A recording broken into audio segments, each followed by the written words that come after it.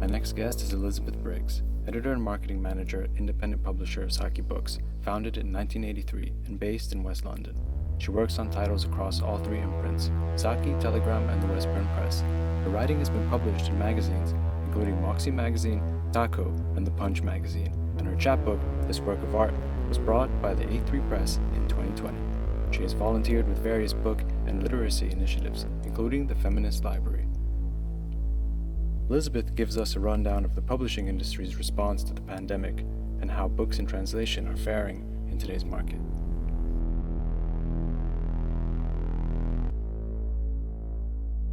So, thank you, Elizabeth Briggs, for joining us. We're very happy to have someone from Saqi Books representing in this festival. Could you introduce yourself to the audience? Yeah, hi. Great to be here, and thanks very much for asking me on. My name's Elizabeth Briggs. I'm editor and marketing manager at Saqi Books in London, Westbourne Grove. I've been with Saqi for I think coming up to 4 years now. It's been an exciting 4 years, but that's obviously just a tiny part of Saqi's history. Saqi was founded in 1978 by two lifelong friends, Andre Gaspard and Mega Soub, who resettled in London as a result of the Lebanese civil war. And they began by founding the Al Saqi bookshop. Saqi means water cellar in Arabic, so Al Saqi is the water cellar. And the bookshop's still there today, in the same place, 26 Westbourne Grove. And they began by selling Arabic books on the Middle East, and then realizing there was an untapped market for English books about the Middle East as well, and North Africa. And the bookshop became this leading light of multicultural London in the 80s.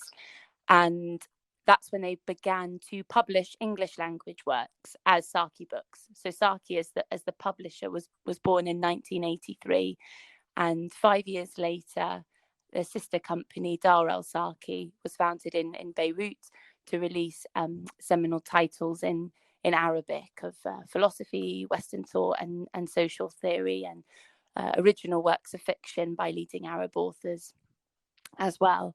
And so the bookshop, Saqi, the publishing house, publishing in English in London, and Dar El Saqi publishing in Arabic out of Beirut are all alive and doing really well today in those three separate places, I suppose, that they hold. And Saqi, the publishing house in London, where I am, we also have three different lists, imprints that we publish under. So our main lifeline, I suppose, is the Saqi imprint, which is all books to do with the Middle East and North Africa. Everything from cookery books. We have some comedy books. We have a beautiful selection of art books, poetry, short stories, novels. We published a newly discovered short story collection by Naguib Mahfouz last year. We have a real range there. We also publish international fiction from around the world on our Telegram imprint. I think we've published from 6 different continents, 13 languages on Telegram. And our third imprint, which is the newest one, is the Westbourne Press, which is bold works of non-fiction, normally talking about subjects that don't get the attention paid to them in the media that we think they deserve. So that's a brief introduction. It wasn't so brief. Yes. A long introduction. You've come prepared. Thank you for that. So, did Saqi find a positive reception upon opening its doors? Yes, I at the time, I think there was a kind of yearning for the to recreate some of the heady intellectual freedom of pre-war Beirut. And there were a lot of people, particularly in West London, where the bookshop is at the time, who'd either been displaced or were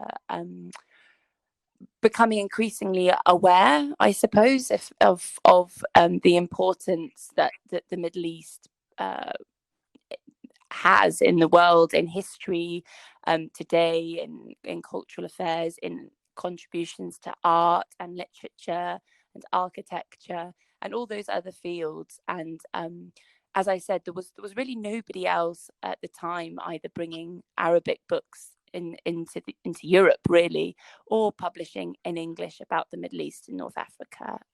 Thankfully, a lot of that has changed now today, and it would be very odd to see any kind of self-respecting publisher not including a third of the world in their publishing program. But at the time it was new, and they were the only ones doing it.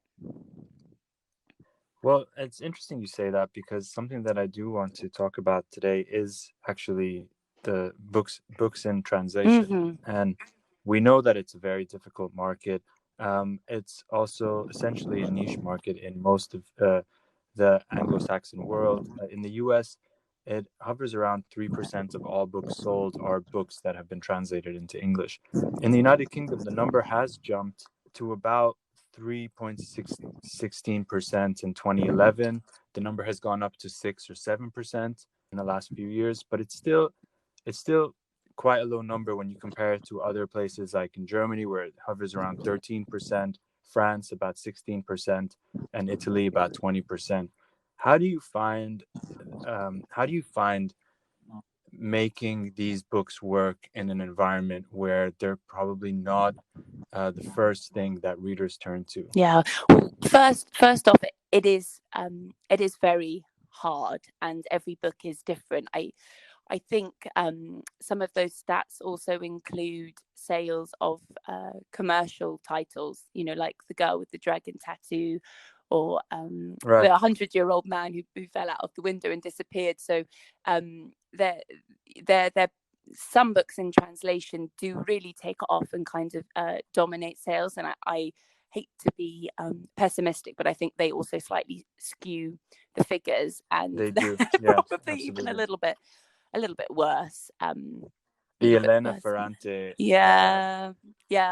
type, and really carrying that sort of number definitely towards like a very skewed average. Yeah. Absolutely. And what is really sad, I think, is that they often tend not to lead somewhere. So although you might have a reader who loves Elena Ferrante, it might not necessarily occur to them still that might mean there are other books in translation out there that they would love too. I think it's a problem that everybody plays into, from kind of publishers and the media, is we don't play up the translation angle. It's still very much the mindset that if a translator should be invisible and the translation shouldn't feel like a translation, which is obviously very backward to our way of thinking, and what translation can bring, what a translator can bring, and all the positives that are there. So it would be really lovely to see a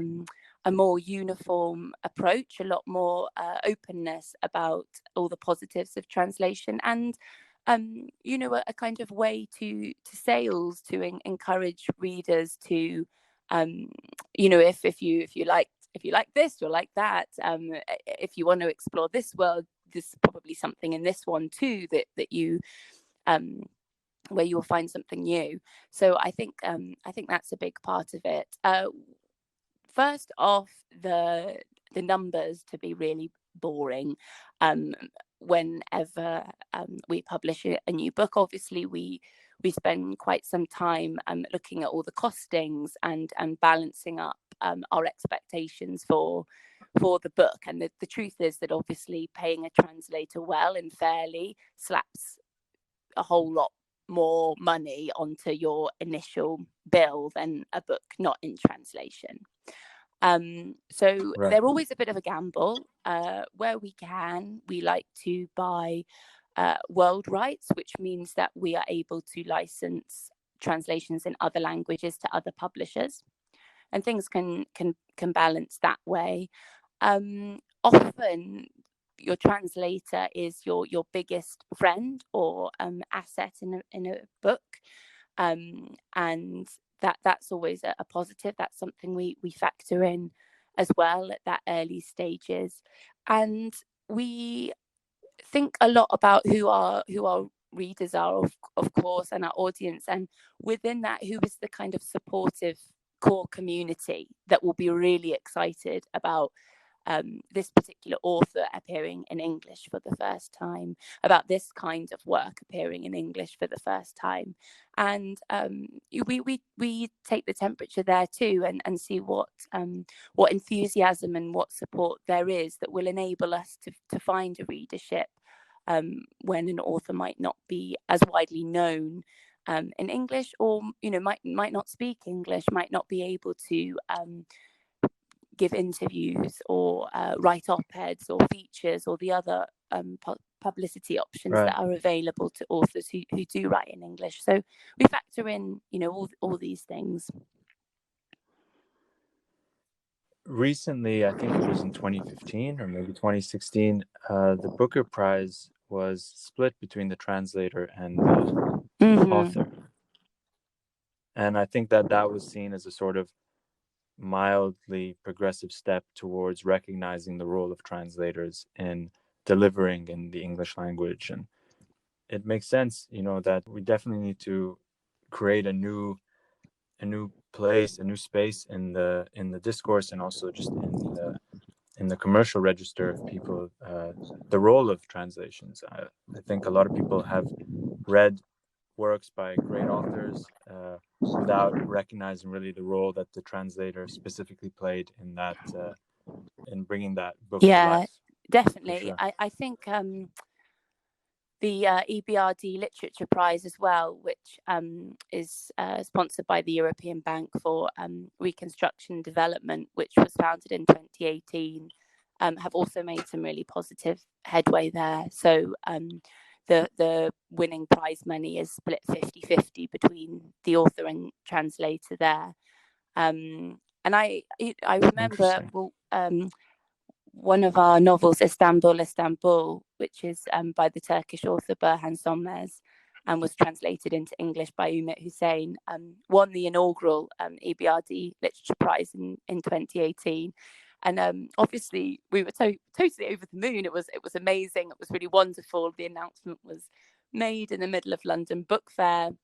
So I think we'd all been charging around like mad at the book fair. We tend to take about 14 meetings a day, each meeting kind of being a hot desk 30-minute session, and arrived at the ceremony, really flustered, carrying a cardboard box of books to sell, because who else when you're a small publisher, who else is going to do it?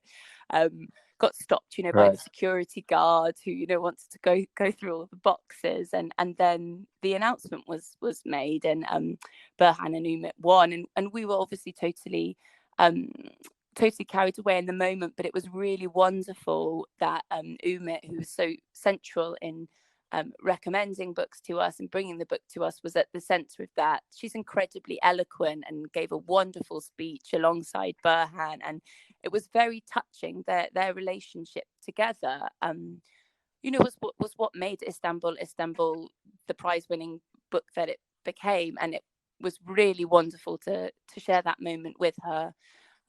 We then went to Hay Literature Festival in May, and again Ümit was on the panel and able to speak about her experiences as a translator there. And I think all these things really do help raise the profile of translators and how difficult excellent translation is.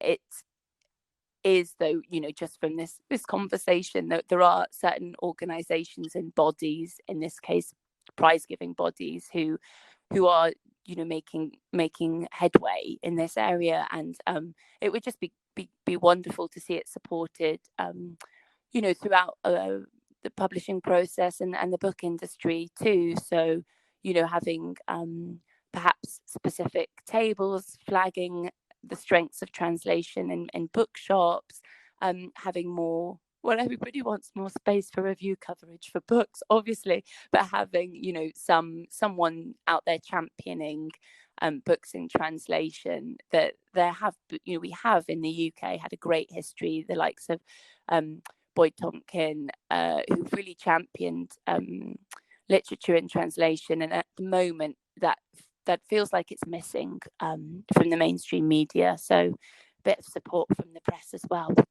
would be welcome in highlighting what a difficult and fantastic job translators do. Sometimes it may feel like the press is doing all they can, but we obviously live in sort of an echo chamber of the media that we personally consume. And if we're anyways having this conversation, we probably, like The Guardian does often speak about translators, but there are obviously other larger or different media organizations that could skew opinion for a different audience. I don't want to give the press too much of a hard time, because they're definitely having a hard enough time as it is at the moment. So you're too kind on the press. You're too kind on the press. I'm not passing on the baton to them for responsibility, but that would be Yes. good to see. So you joined Saqi 4 years ago, you said, which obviously means that you've been part of the Saqi story during what is a sort of exciting yet challenging time, obviously, in Britain. And how has the mood or the atmosphere, beginning with Brexit and then obviously with the pandemic recently, how has that shaped the way that you approach releasing titles or sourcing titles, or even just communicating with your community?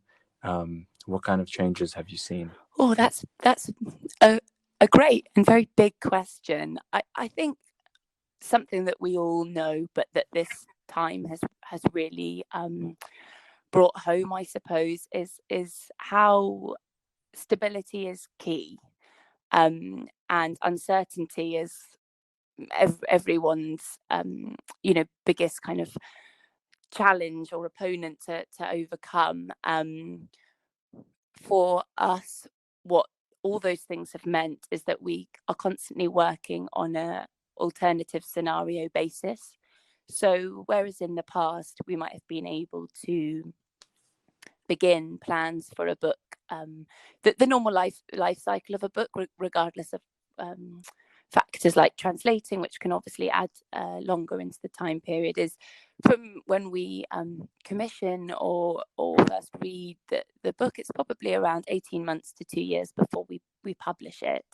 And in the past, we could begin to plan from 2 years out, create our strategy, keep homing different parts of our strategy as things develop in terms of marketing, publicity, sales, and rights.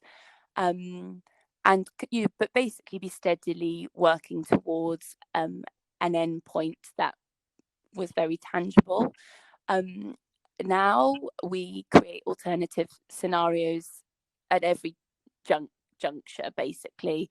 If we think that we, as we have been this year, are possibly going into another lockdown, knowing that bookshops are going to be closing, knowing that papers and magazines might be folding, knowing that our authors probably aren't going to be able to travel over, knowing that there might be delays that are out of our hands, such as at the printers, we have a kind of range, I suppose, of different schedules or scenarios for every single book. So it's basically 3 times the work what it was before. But obviously it's vital that we do that to do the best thing for the book and for the author as well. We also, of course, have to be a bit more cautious when we're thinking about what new books we're going to bring out. We need to be totally certain that we can do the best thing for the book and for the author. So again, we need to plan multiple scenarios around what that might look like if the author's overseas, if we know that the book will do well in a particular country, and perhaps that country's perhaps in relation to Brexit or in relation to the pandemic, maybe that country's distribution arm has been affected or damaged in some way. And in, I suppose, the old normal times, we probably wouldn't have had to factor that into quite such an extent.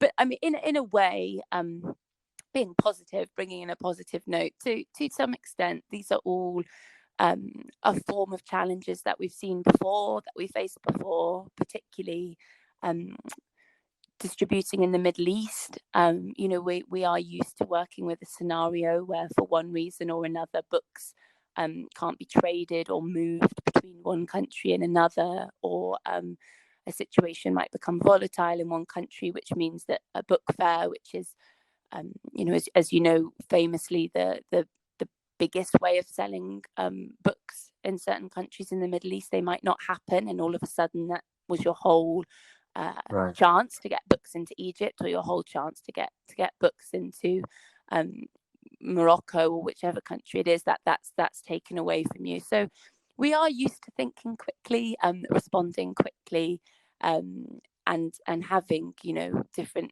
cases to work with.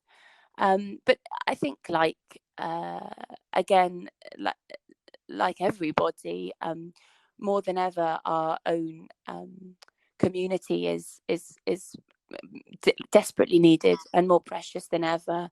So the support, whether that's just moral support or buying a book, that we've seen from people who followed Saqi since the beginning or are new to Saqi, people who are shouting out about our new books on social media, people who are inviting our authors to talk, or in your case inviting me to talk. All of that is really welcome, and brings back I guess some of that certainty and stability and sense of community that when we can't see one another and can't travel, well, I was going to say abroad, but even 2 miles away, that is really precious. And it must be difficult also for authors who have waited so long to see their work come out, and then feel like one of the main avenues to connecting with new audiences and picking up new readers and stuff is through meeting them on the ground. And it must obviously be difficult for them to sort of foresee, how that's possible and how it has been impossible in the last year. What do you do? Have you managed to find a way to innovate somehow to connect authors with readers in a way that sort of circumvents the necessity to be on the ground? Yeah, we have. I don't foresee a world ever where what we can do virtually replaces physical meetups and events, but there have been loads of positives and things that we can work on to take forwards. What I would kind of caveat what I'm going to say next with is that we obviously thought really hard about the books we were bringing out in 2020 from February onwards, and several of them we pushed back into 2021 because we thought it was the right thing for the author and for the book. The books that we have published during these months have been books that we feel would be well supported, not just by the trade, but by the academic market as well, which has been really strong. So where we have support from universities and professors who we know will put books on reading lists, and who are still able to have a lot of the conversations, albeit online, that they would otherwise be having in the education environment. That helped us determine which books we were going to press ahead and bring out this autumn. Speaking of, sorry, do you want to continue? Oh, okay. Thanks. I was gonna say just a few of the positive things that we've found, that we've kind of been forced to innovate in, but which have been really positive, is partnering up with different accounts online and people who might want to showcase our books in slightly different ways. So for example, 2 weeks ago, time is flying, we teamed up with Brown History, which is an Instagram account that is a gorgeous Instagram account. If you have it, follow it, which is a kind of selection of moments and vignettes in history from Asia and the broader diaspora, of photographs of cultural interest, I suppose, that are a form of social history. And we published a book some years ago called Asian Britain, which is a photographic history of Asian Britain. And we have these, there's these gorgeous black and white photographs, and it featured on the Instagram account. And within, I think, 24 hours, we had over 100 orders from around the world. And that was really, really amazing to see, really uplifting to see. And, the kind of, it shows the power of curation. Absolutely. Not just the power of celebrity, but when people really trust a media source that they turn to for entertainment recommendations, uplift of or information of some kind. And we ran a similar one for a fantastic book by Asma Barlas, who's based in the US. She wrote a book for us called Believing Women in Islam, which we published a couple of years ago. And that was formed part of a read along on Instagram as well, which was really, really popular. And again, we saw, I think, around 60 copies over one weekend being sold as a result of that activity on Instagram.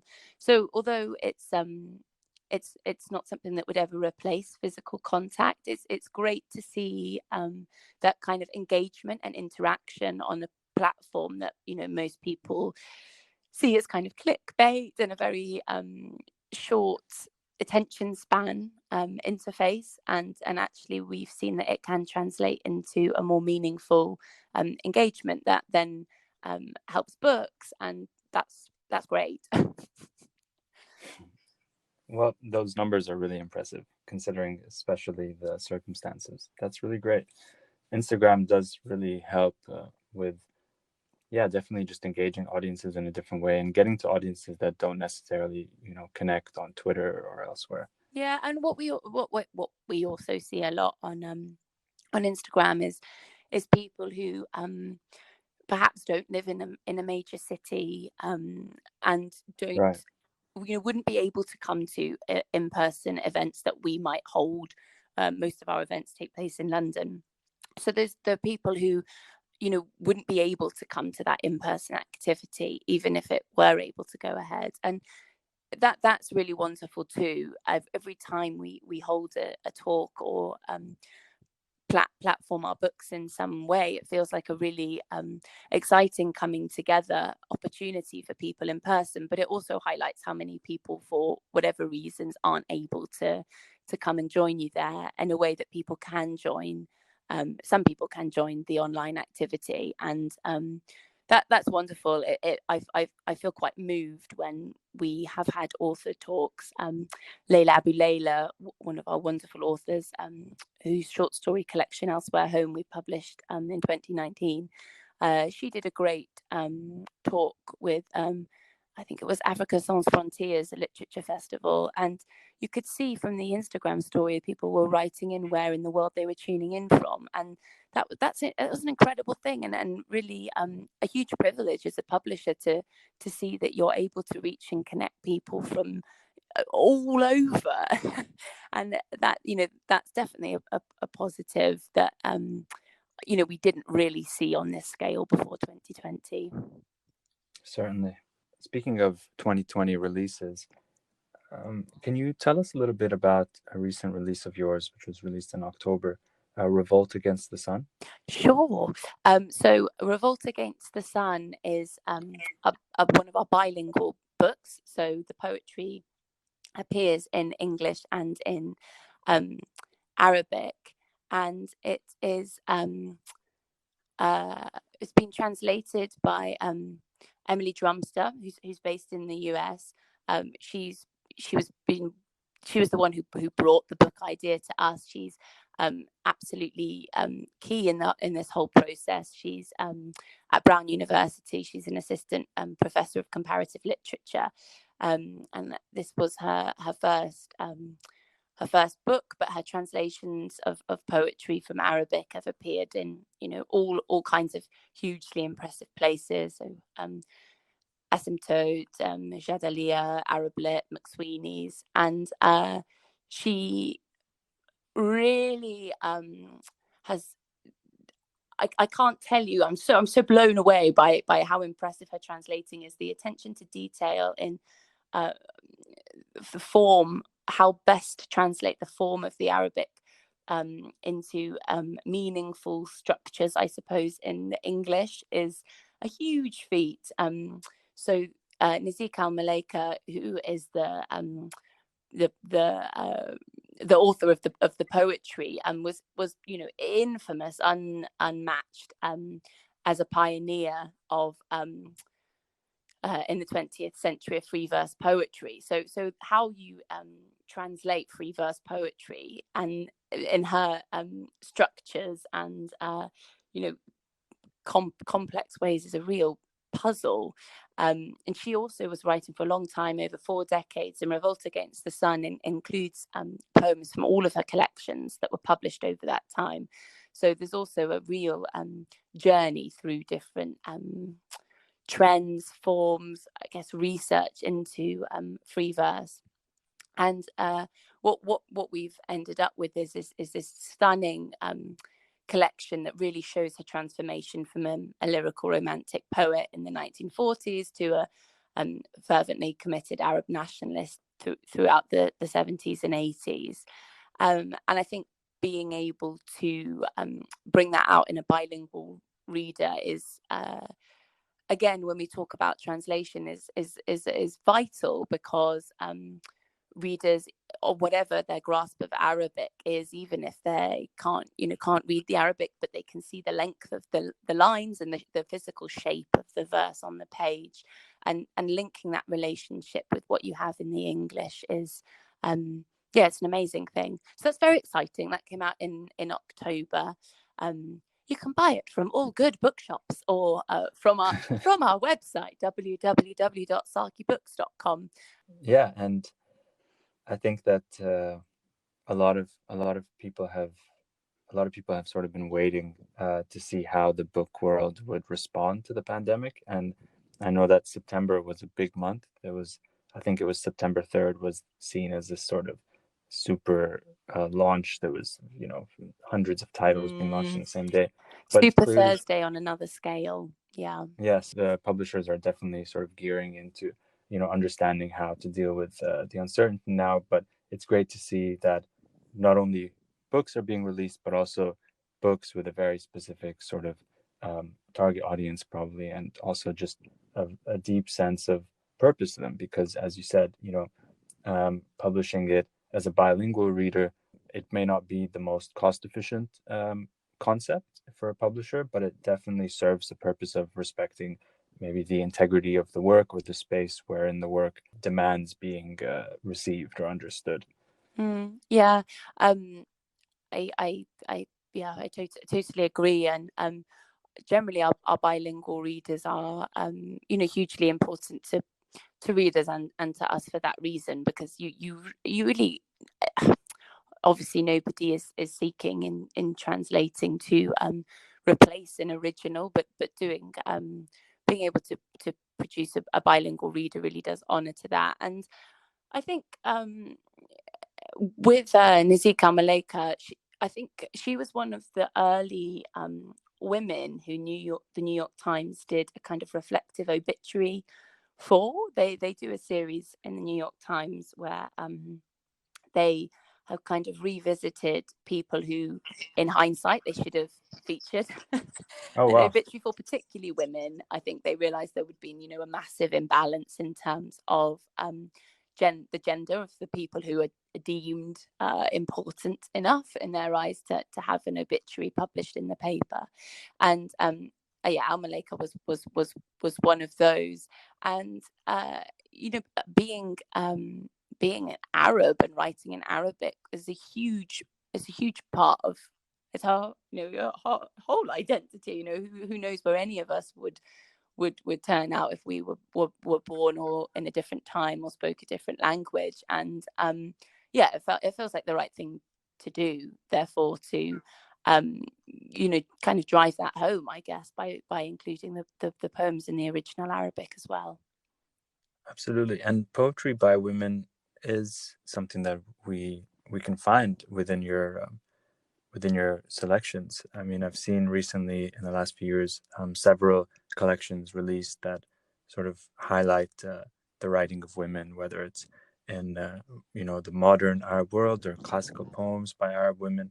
Is that something that is that a conscious decision, or is it just based on the kind of curation that comes your way? I think it's definitely, well, to go back a couple of steps, I always find it interesting. In the past, we've had a lot of bigger publishers, I suppose, the more commercial publishers come to us, and this is something that we all hear and drive us all mad, resonating everywhere, saying, how do you find your authors? How do you publish such an inclusive list? How do you manage to find these women writers? How do you manage? And you're like, my God, well, where are you looking that you can't find them? It's this kind Right. of self-perpetuating narrative that because people know that we tend to publish marginalized writers and writers of all kinds of different backgrounds, we do get approached by some brilliant writers who kind of feel perhaps that they wouldn't be as welcome at another publishing house. There's definitely an element of truth in that, but it's a reflection of our tastes too, of who we read and what we find interesting, who we find interesting, who we can't understand, why we don't hear more from. And it's really again, it's a really wonderful thing to be able to share and bring those voices to readers. So if we just talk for a minute, I'm going to indulge myself about classical poems by Arab women. This was a book that we first oh my goodness, I can't even remember when we first published it. I think 1992. It's been around for a long time, and we brought out a new edition in 2017. So it's a book that really, I guess, shows the kind of difficulties that we deal with. When we brought out the 2017 edition, I had some incredible emails from I must say mainly men, asking how we could publish prostitutes. That was an interesting one, and that this kind of book shouldn't be available was kind of, I guess, the heart. These were written to Saqi? Yeah. On the other hand, I had an amazing encounter with a woman who I met at an event, who was from Bahrain, who cried, who told me that she had absolutely no idea that there were literate women writing from the kind of classical era. That the poems in the book span 7,000 years from pre-Islamic to the Andalusian periods. So they really go back a long way. And she just did not know that there was any history of women writing poetry at all, and particularly not this kind of intimate, sometimes erotic, sometimes very funny, kind of banterous love elegies to style, to men and to women as well. And that felt extraordinary. And at that point, we decided to do quite a wacky modern event for such an old book. And we on Valentine's Day 2017, and I can remember this really clearly because I had just had a nose operation and was kind of slightly delirious after having had a general anesthetic. And we booked a rooftop bar at a very kind of trendy venue in Shoreditch in East London.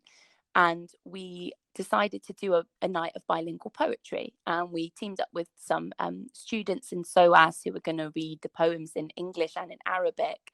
And we also teamed up with this amazing art curator who had solicited works of art from self-identifying Arab women in response to some of these poems. So we had this rooftop bar. It was blowing a gale. There was a massive storm going on. It was totally mad. Oh no. We had all these artworks kind of temporarily suspended around this tent that was flapping in the wind, and you know, and a bilingual poetry, and we had 500 people on the waiting list. It was just totally mad, and it was such a what it was, you know, one of my favorite events that we've ever done, because there was such warmth in that tent, despite the fact it was February and freezing cold. And everyone was just so excited because, you know, like they said, they'd never been to a bilingual poetry evening. They'd never been to an evening celebrating the kind of poems that are in the book, which you know, again, most people didn't know there was any history of this kind of Right. writing. And you know, that's unmatchable. That's an amazing place to be, and I guess party to be a part of.